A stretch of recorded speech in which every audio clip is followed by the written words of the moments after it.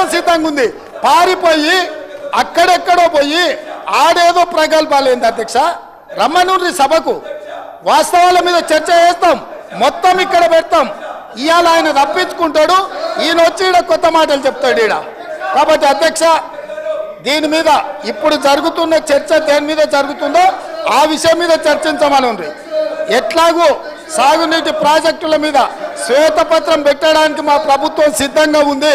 మీరు ఏమేమి విషయాలు ఉన్నాయో, ఏమేమి చర్చ చేయదలుచుకుందో మొత్తానికి మొత్తం శ్వేతపత్రం సందర్భంగా చర్చ చేద్దాం.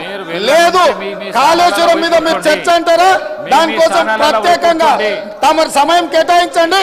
కాళేశ్వరం మీద చర్చ చేయడానికి మేము సిద్ధంగా ఉన్నాం అధ్యక్ష. కడియం శ్రీహరి గారు, కడియం శ్రీ మీ స్థానాలలో కూర్చోండి ప్లీజ్ ప్లీజ్ ప్లీజ్ ప్లీజ్. అధ్యక్ష, మీ స్థానాలలో పోయి కూర్చోండి, స్థానాలలో పోయి కూర్చోండి ప్లీజ్ ప్లీజ్ ప్లీజ్ ప్లీజ్. వెళ్ళకు రావద్దు దయచేసి, ఈ ప్రాక్టీస్ బాగలేదు, వెళ్ళకు రావద్దు ప్లీజ్. అధ్యక్ష, గౌరవ ముఖ్యమంత్రి గారు సభకు వచ్చిన తర్వాత నిన్న మేడిగడ్డలో జరిగింది కానీ లేదా నల్గొండలో జరిగిన విషయాలపైన, కృష్ణానది జలాలపైన, గోదావరి నది జలాలపైన శ్వేతపత్రము పెడతామంటున్నారు. తప్పకుండా ఆ శ్వేతపత్రం చర్చలో మేమందరం కూడా పాల్గొంటాం అధ్యక్ష. అన్ని విషయాలను కూడా మనము చర్చించడానికి అవకాశం ఉంటుంది. కానీ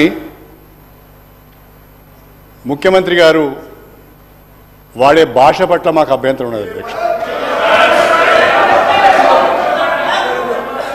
ఇప్పుడు ఇక్కడ అధ్యక్ష, నేను ముఖ్యమంత్రి గారికి ఒక చిన్న సూచన. మీరు కాంగ్రెస్ పార్టీ ప్రెసిడెంట్గా ఉన్నప్పుడు ఎన్ని విషయాలైనా మాట్లాడవచ్చు, కాంగ్రెస్ పార్టీ ప్రెసిడెంట్గా ఎన్ని విషయాలైనా మాట్లాడవచ్చు.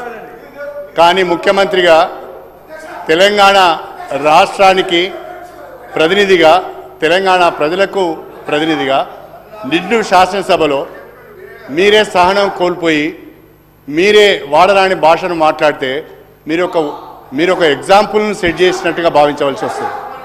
ఇది మంచి పద్ధతి కాదు అధ్యక్ష. నేను ముఖ్యమంత్రి గారు సమయం పాటించాలని నేను కోరుతున్నా. వారికి ఒక ప్రధానమైన బాధ్యత ఉంటుంది, వారి పట్ల రాష్ట్ర ప్రజలకు గౌరవం ఉంటుంది. ఆ గౌరవాన్ని కాపాడుకునే విధంగానే ముఖ్యమంత్రి గారు మాట్లాడాలి తప్ప కోమటిరెడ్డి రాజగోపాల్ రెడ్డి యొక్క మాట్లాడితే బాగుండదు అధ్యక్ష అని ఈ సందర్భంగా చెప్పదలుచు. రాజగోపాల్ రెడ్డి గారు నా వ్యక్తిగతంగా నా పేరు తీసుకొని మాట్లాడండి. నేను వినండి ఒక మాట, రాజశేఖర రెడ్డి గారు ఇప్పుడు నా పేరు తీసుకొని మాట్లాడారు. ఏమని? నేను ఎవరినో చీట్ చేశానని, నేను ఎవరికో మోసం చేశానని.